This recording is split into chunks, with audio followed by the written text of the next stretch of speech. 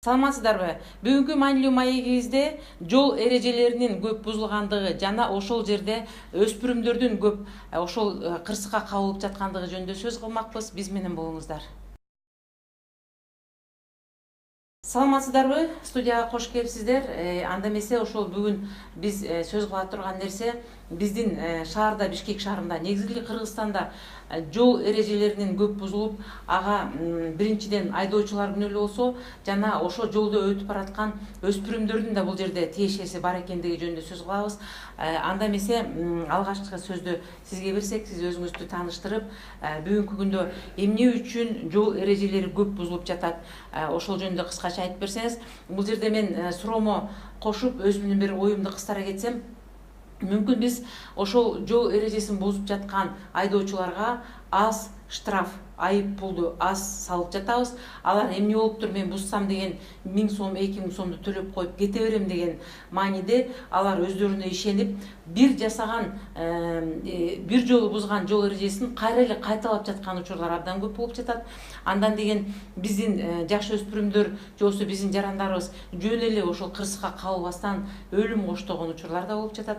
Мен сизге айтайын дегеним, мүмкүн ошол айып пулду 20 000 сомго чейин же болбосо андан көп кылып салып койсок, ошол айдоочулар мүмкүн буга жоопкерчилигин кененирээк сезет беле деген ойдомун. Бул боюнча дагы кыскача өз оюңузду билдирип кетсеңиз. Саламатсыздарбы? Ички иштер министрлигине караштуу патрулдук милиция башкы башкармалыгынын жол көзөмөлдөө бөлүмүнүн башчысы милициянын полковниги Сандыбаев Муктар. Акыркы убакта сиз белгилеп кеткен көйгөйлүү маселе биздин Бишкек эле шаарында эмес, Кыргызстандын облустарында, региондорунда көп маселелер болуп аткан учур. Эмне үчүн дегенде, биз жаш балдар менен байланышкан бир жол кырсыгы болсо дагы биздин жүрөгүбүздү ооруткан маселе. Себеп дегенде башка балдар болбойт, ал балдардын баары биздин балдар болуп эсептелинет. Биз буга карата биздин патрулдук милиция башкы башкармалыгы тарабынан, ички иштер министрлиги тарабынан бүгүнкү күндө бул болуп аткан ушундай жаман окуяларга бөгөт коюу максатында ар кандай рейдтер жүрүп атат. Жанагындай жол эрежесин бузган айдоочуларга чаралар колдонулуп атат. Ушу көп жерлерде айтып кетиш керек, белгиленип келатат. Ушу жаш өспүрүмдөр менен болгон жол кырсыгы былтыркыга караганда өсүп кетти деп, бирок мен айтып кетмекчимин.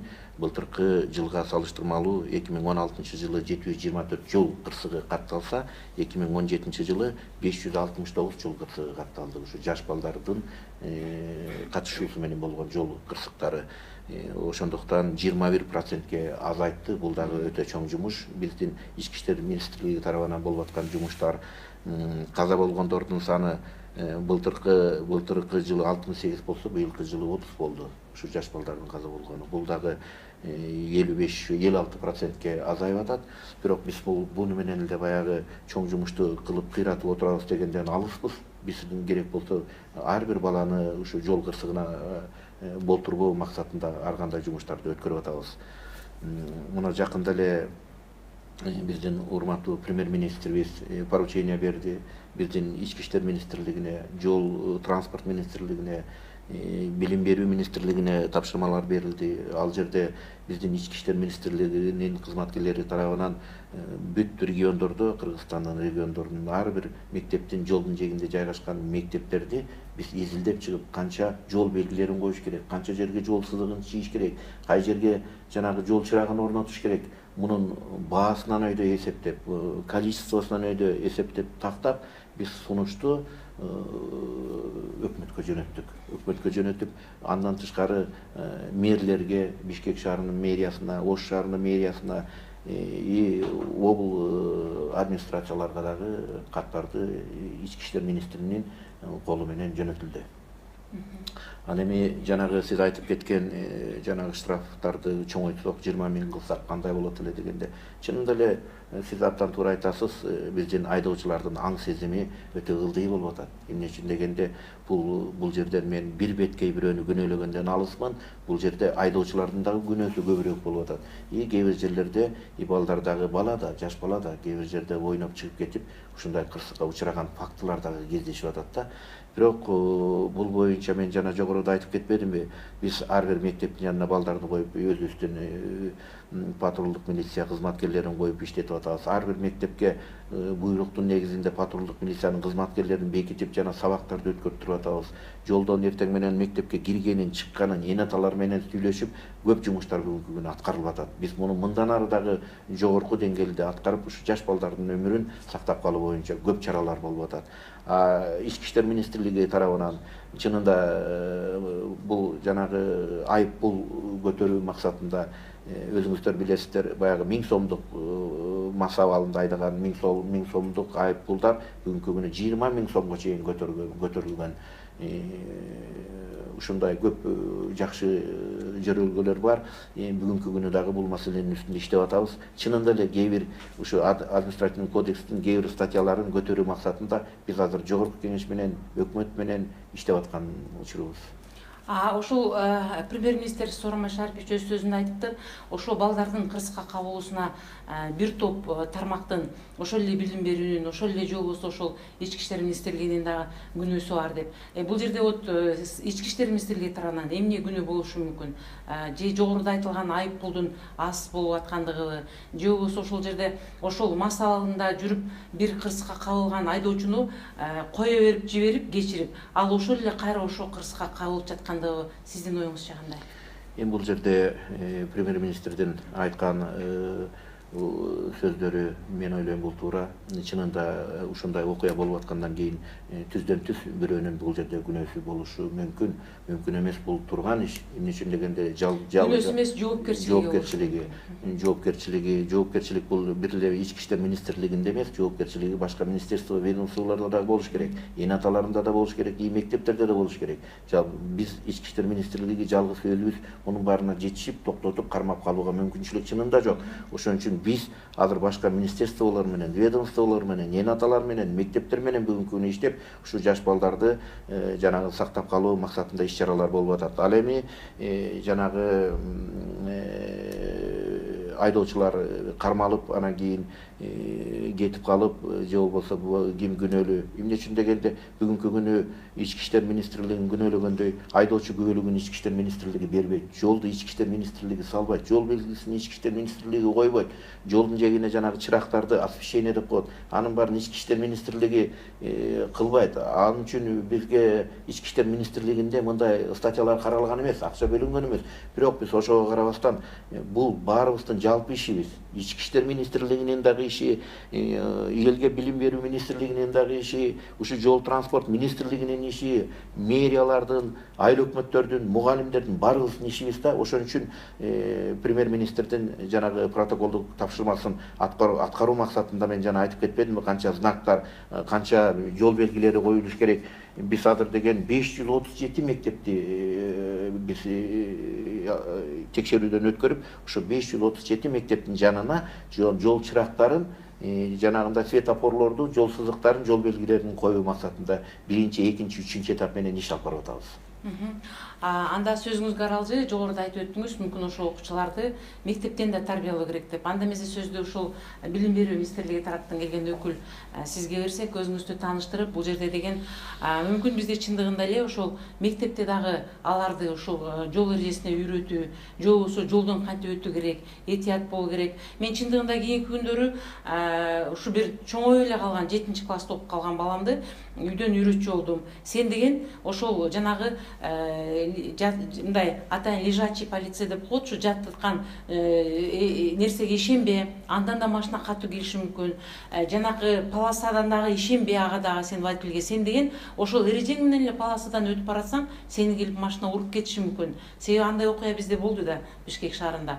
Анан кийин мен ошентип баламды ошентип үйрөтүп калдым да, сен эч нерсеге карабастан машинанын таптакыр жок болгонун күт дагы, машина сен өтүп кеткенге шарт болгондо, машина жок болгондо, ошондо гана өткүнүң деп үйрөтүп атам. Анткени бүгүнкү күндө биз ошол нерселерге дагы биздин айдоочулардын жасаган каталар үчүн алардын ичип алып, ошо баланын жолдо өтүп бараткан баланы көрбөй уруп кеткен учурларына байланыштуу мен ошентип үйрөтүп жатам баламды. Ал эми биз бүгүн ошо мектеп тармагында кандай кылып тарбияласак болот балдарды? Саламатсыздарбы? Билим берүү министрлигинин мектепке чейинки мектептен тышкаркы билим берүү башкармалыгынын жетектөөчү адиси Касымова Нурзида Бабакировна. Бүгүнкү күндө жогоруда айтып өткөндөй жол эрежесин сактоо, жол кыймылынын коопсуздугу, жалпы эле ошол жол кыймылындагы болуп жаткан окуялар тууралуу көптөгөн статистикалар алынып, жол кырсыктары көбөйдү, азайды, мындай болду деп ар түрдүү маалыматтар болгондуна байланыштуу жеке премьер-министрибиздин тапшырмасы менен министерство, ведомстволор аралык комиссиялар түзүлүп, иш план иштелип чыккан.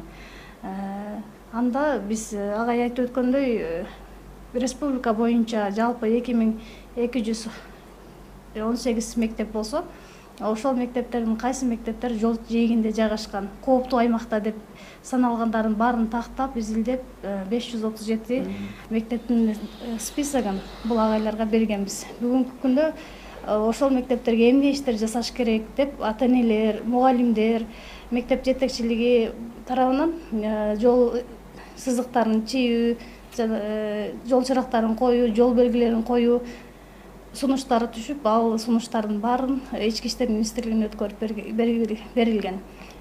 Ал эми жеке мектепте болсо, бүгүнкү күндө 1-4 класска чейинки башталгыч класстарда базалык окуу планына атайын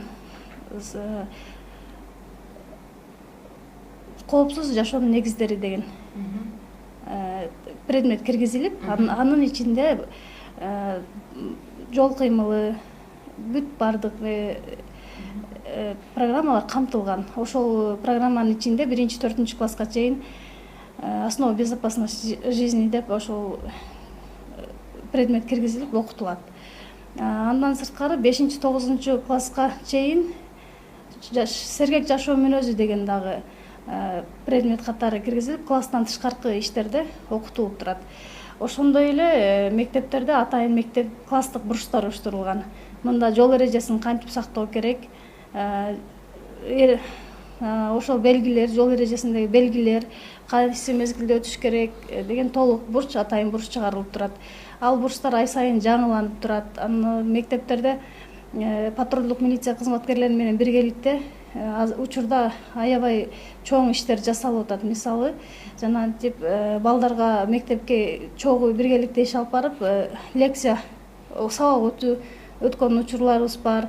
Ошондой эле жол кыймылынын жаш инспекторлору деген мектептерде топтор ачылып, ошол топтор менен биргеликте патрулдук милициянын кызматкерлери, мугалимдер биргеликте иш алып барып, класстык сааттарды, анан жолдо жүрүүнүн эрежелерин жолдордо жанагы өздөрү көрүп, ошону ишке ашырып, жолдон кантип өтүү керек, практикалык иштерди жүргүзүштү. Ошондой эле жанагында айтып өткөндөй, ата-энелер, келген ата-энелер менен дагы ошол бурчтар көрүнүктүү жерге илинип, ошо ата-энелерге дагы жеткиликтүү. Бул эми кагаз жүзүндөгү нерсе да, биз андай нерсени жасап көнүп калганбыз, бул жерге илип койдук, бул жер көрөт, анан мындай бир проект түздүк деген. Мисалы, жакын арада эле вот 2 окуучуну уруп кетти, абдан ооралда болуп, ал балдар деген моралдык жактан дагы абдан страдать этишти, ошо ата-энелери материалдыктан кыйналышты, анткени балдарды дарылашты. Ошол кырсыкка кабылган окуучунун кайсы мектепте окурун, кайсы мектептен экенин билип, ошол мектепке кандай сабак өтүп, мүмкүн ошол именно 4-класстан жана уруп кеткен 2 бала окуган класста бул жөнүндө кенен нерсе жок, алар деген билбейт ушу жолдон кандай өтүш керек экендигин. Ошол жөнүндө такталып, бул уже кырсык болгондон кийин ошол мектепке барып, ошол жерде сүйлөшүүлөр болобу ушул Билим министрлиги тарабынан?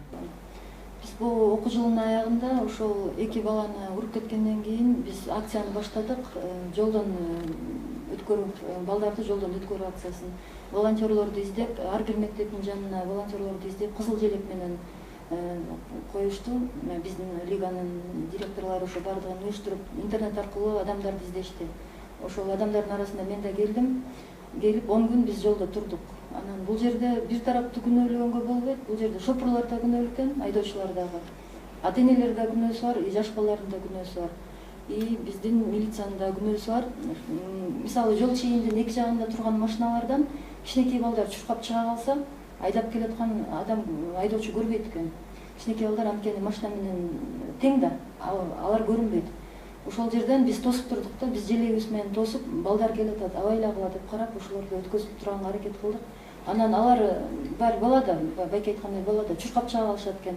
токтоп тур, биринчи оң жакты кара, биринчи сол жакты кара, анан оң жакты кара, шашпагының деп колунан жетелеп бирден өткөзүп жаттык.